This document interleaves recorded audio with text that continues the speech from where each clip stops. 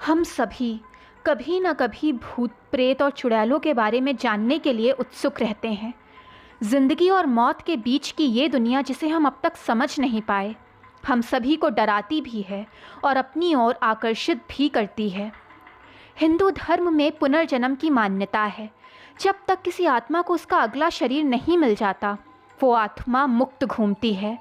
यही वजह है कि हिंदू धर्म में एक नहीं, कई तरह के अलग अलग किरदार मौजूद हैं, जो ना तो इंसान हैं और ना भगवान। इन सभी को हम एक शब्द में भूत कह सकते हैं, क्योंकि भूत का अर्थ होता है जो बीत चुका है।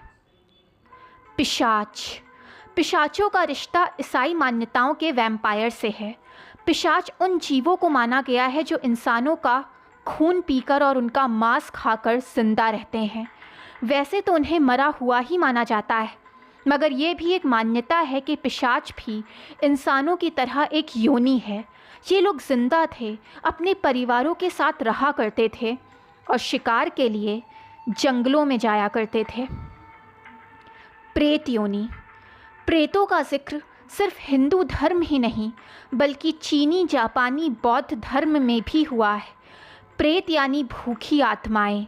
पिछले जन्म में जो लोग गलत कर्मों में लिप्त रहे और उनका लालच या भूख खत्म नहीं हो पाया, वो अक्सर प्रेत बन जाते हैं। जिन आत्माओं की कोई इच्छा अधूरी रह जाए, उनमें भी भूख बाकी होती है और वो भी प्रेत कहलाती हैं। ये अक्सर इंसानों को परेशान करने और नुकसान पहुंचाने वाले होते हैं। जिन्न। वैसे तो जिन्न इस्लाम में प्रमुख रूप से जाने और माने जाते हैं, मगर हिंदू धर्म पर भी इसका गहरा असर है। इस्लाम में कहा जाता है कि जिस तरह इंसान मिट्टी का बना है, जिन्न आग के बने होते हैं। ये लोग इंसानों के बीच आराम से रहते हैं। ये भी ईश्वर की पूजा करते हैं।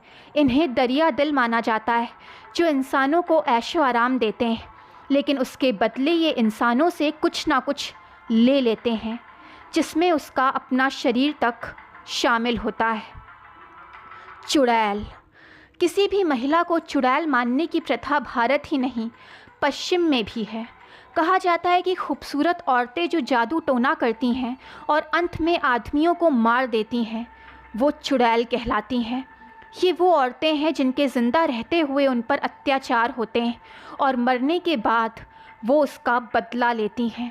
इनकी पहचान इनके पैर होते हैं। मान्यता है कि चुड़ैलों के पैर उल्टे होते हैं। ब्रह्म राक्षस। कहा जाता है कि ब्रह्म राक्षस वो शैतानी आत्माएं होती हैं जो जिंदा रहते हुए ब्राह्मण थे।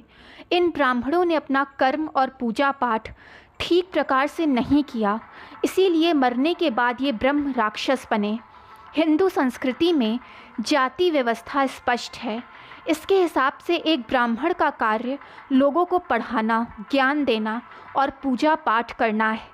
जो ब्राह्मण गलत मार्ग पर चलते हैं, वो मरने के बाद ब्रह्म राक्षस कहलाते हैं।